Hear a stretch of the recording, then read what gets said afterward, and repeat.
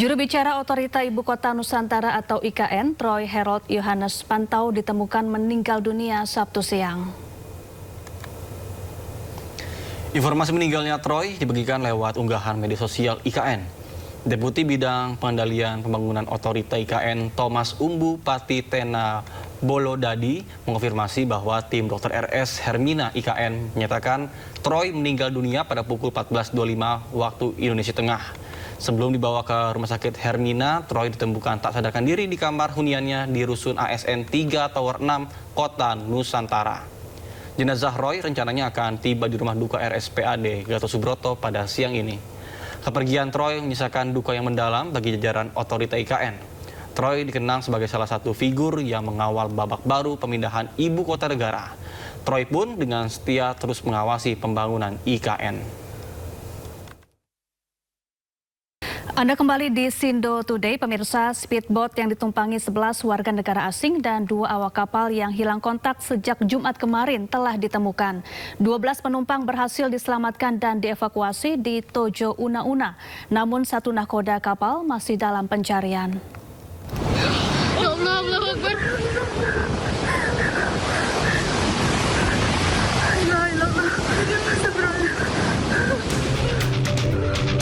Speedboat atau perahu motor yang ditumpangi 11 warga negara asing dan 2 awak kapal yang hilang kontak sejak Jumat kemarin telah ditemukan. Perahu motor tersebut bertolak dari pelabuhan Tojo Una Una, Sulawesi Tengah menuju Kecamatan Marisa, Kabupaten Pahuato, Gorontalo pada Jumat 24 Juli 2026 pukul 07.30 WITA.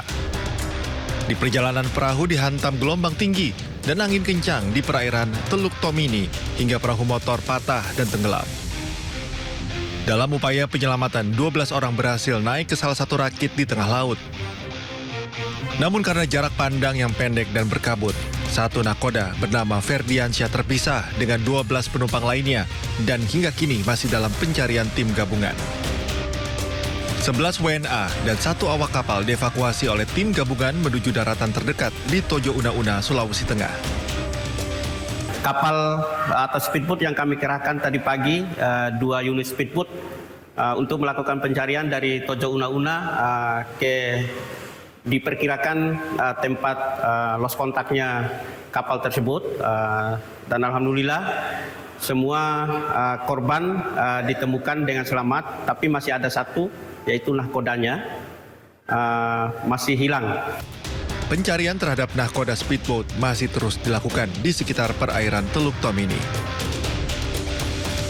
Pemirsa, sebuah operasi pengungkapan dugaan kasus narkoba di Kabupaten Biren, Aceh berakhir tragis. Ya, seorang anggota polisi militer dilaporkan tewas saat menghadang mobil pengedar narkoba, tepatnya di depan SPBU Kecamatan Juli, Kabupaten Biren, Aceh. Insiden terjadi saat tim Ditres Narkoba Polda Aceh melakukan operasi penangkapan terhadap terduga pelaku narkotika di kawasan Jalan Juli, Takengon, Biren, Aceh. Dalam operasi tersebut, seorang prajurit TNI dari Satuan Polisi Militer Biren, Pratu Galuh Nugraha, tewas akibat terkena tembakan. Peristiwa bermula ketika Direktorat Reserse Narkoba Polda Aceh melakukan pengepungan terhadap 4 terduga pelaku pemilikan narkoba di kawasan SPBU Juli. Korban yang berada di lokasi turut membantu proses pengadangan mobil terduga pelaku yang melaju kencang. Namun di tengah situasi yang berlangsung terjadi dugaan salah tembak sehingga mengenai Pratu Galuh hingga menyebabkan korban meninggal dunia.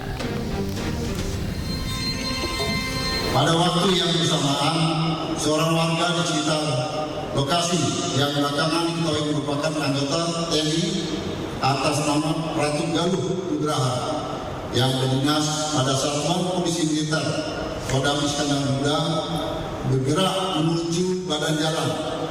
Ini menunjukkan naluri prajurit penegak hukum yang sangat luar biasa.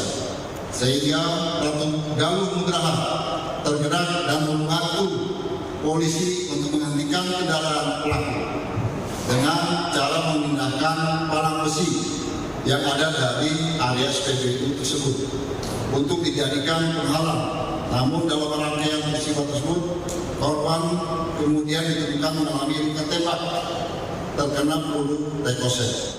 Pemirsa, seorang satpam Waduk Jatiluhur ditemukan tewas di tepi danau Waduk Jatiluhur, Purwakarta, Jawa Barat. Korban diduga dibunuh karena ditemukan dengan kondisi tangan terborgol.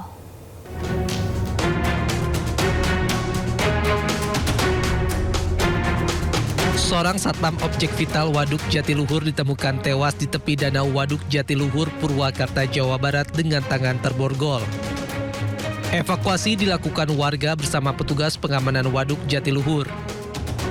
Jasad korban ditemukan siang hari usai rekan korban sesama satpam kehilangan korban sejak malam saat bertugas.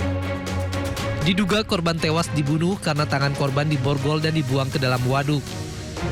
Sebelumnya korban diketahui sempat menegur sekelompok pemuda yang hendak melakukan aksi vandalisme di area waduk. Kondisi korban dalam keadaan terborgol, sedang menggunakan seragamnya. Sedang bertugas ya, Dan ya? Ya, diketahui sedang bertugas. Pak, informasinya katanya melarang anak muda mencoret-coret itu. Untuk informasi tersebut kami masih dalami. Beberapa saksi sudah kami periksa. Untuk motif ataupun pelaku atau ini kami masih melakukan penyelidikan lebih lanjut. Polisi masih mengumpulkan sejumlah bukti serta meminta keterangan sejumlah saksi. Untuk kepentingan penyelidikan, jasad korban dibawa ke Rumah Sakit Sartika Asi Bandung untuk diotopsi. Pemirsa, musim kemarau panjang mulai berdampak. Warga Bogor ikhtiar dengan menggelar sholat istisqo, sementara di Sukoharjo dan Banyumas, Jawa Tengah, warga mengandalkan bantuan pengiriman air bersih dari BPBD karena kesulitan mendapatkan air.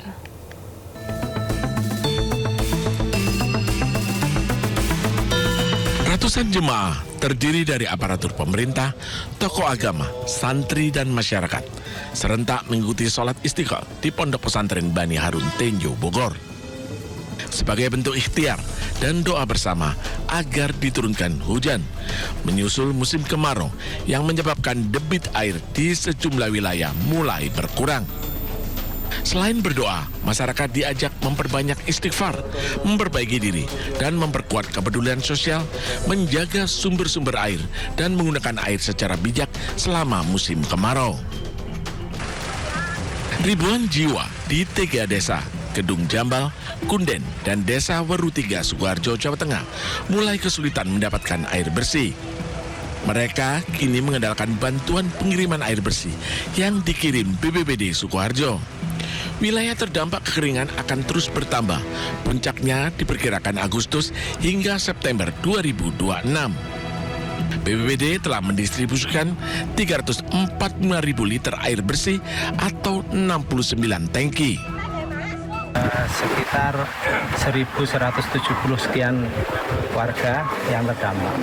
Dari titik ini kami dari pemerintah Kabupaten Sukoharjo setiap hari memberikan bantuan sesuai dengan kebutuhan masyarakat, dan saya yakin ke depan akan lebih banyak lagi. Kekeringan Pak, seperti apa ya?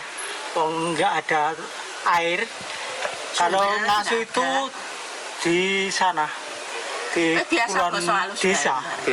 Jaraknya berapa, Pak? Jaraknya dari sini. Jaraknya sekilo nggak? Bantuan air bersih dari BPBD Purbalingga, Jawa Tengah ini langsung diserbu warga Kejobong dengan membawa ember kosong. Sudah 2 bulan warga mengalami krisis air bersih sejak hujan tidak lagi turun. Dropping air bersih satu-satunya harapan warga untuk mendapatkan air. 6 kecamatan, Pengadegan, Karanganyar, Kejobong, Karangrejo, Kemangkon, dan Rembang terdampak kekeringan. Warga berharap hujan segera turun agar bisa menampung air hujan untuk kebutuhan sehari-hari tanpa mengandalkan bantuan pengiriman air. Tim Liputan iNews melaporkan. Sejumlah tersangka korupsi langsung ditahan Kejaksaan Agung pada malam hari. Ya, usai dijadikan tersangka, mereka digiring ke tahanan tanpa mengenakan borgol dan juga rompi pink.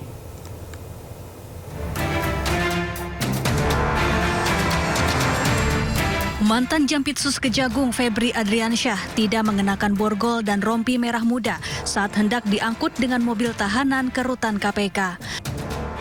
Alasannya, proses penahanan dilakukan terburu-buru dan sudah larut malam. Hal ini menuai tanggapan dari anggota Komisi 3 DPR Abdullah Ia menilai hal ini memunculkan persepsi ketidakadilan dan melukai rasa keadilan. Sementara itu, biasanya para tahanan Kejagung langsung mengenakan rompi pink usai resmi berstatus tersangka. Oktober 2024, Kejagung menetapkan mantan Menteri Perdagangan Thomas Lembong sebagai tersangka kasus korupsi impor gula. Thomas Lembong kemudian digiring keluar dari gedung Kartika Kejagung pada pukul 9 malam untuk ditahan. Tak lupa, ia mengenakan rompi tahanan Kejagung berwarna merah muda. Kejaksaan Agung menetapkan pengusaha sekaligus suami aktris Sandra Dewi, Harvey Muiz, sebagai tersangka kasus korupsi Tata Niaga Timah pada Maret 2024. Usai resmi berstatus tersangka, Harvey Muiz langsung ditahan. Meski hari sudah malam, namun Harvey langsung memakai rompi pink. Februari 2025, Kejaksaan Agung menetapkan 7 orang sebagai tersangka dalam dugaan tindak pidana korupsi tata kelola minyak mentah dan produk kilang dalam PT Pertamina Persero. Ketujuh tersangka langsung mengenakan rompi tahanan berwarna pink dan digiring ke tahanan meski hari sudah malam. Maklar kasus yang merupakan mantan pejabat Mahkamah Agung Zarof Rikar ditahan Kejaksaan Agung pada suatu malam di bulan Oktober 2024. Sambil memakai rompi pink, ia dijebloskan ke tahanan. Kejagung juga sempat memamerkan tumpukan uang dan emas hasil penyitaan di rumah Zarof Rikar. Nilai uang yang disita hampir 1 triliun rupiah dan emas logam mulia seberat 51 kilogram. Tim Liputan iNews melaporkan. Pemirsa, KPK menggeledah rumah Kepala Dinas PUPR Kota Bengkulu, Noprisman. Ya, dari lokasi KPK mengamankan uang tunai sebesar 4 miliar rupiah. Penggeledahan di rumah Kepala Dinas PUPR Kota Bengkulu ini berjalan selama 7 jam. Usai penggeledahan, penyidik membawa sejumlah barang bukti berupa dokumen dan uang tunai senilai 4 miliar rupiah. Selain rumah Noprisman, KPK juga menggeledah kantor dan rumah pihak swasta yang bergerak di bidang alat kesehatan dan pengelolaan limbah. Penggeledahan sebagai bagian dari pengembangan operasi tangkap tangan Bupati Rejang Lebong Fikri Tobari. Tobari diduga terlibat kasus suap dan gratifikasi sejumlah proyek. Betul, ada tim dari KPK mendatang ke rumah salah seorang warga dan saya dipanggil untuk menghadiri penggeledahan itu. Jam berapa mulainya itu, Pak? Saya datang pukul 9. 9 malam ya, mereka datang itu.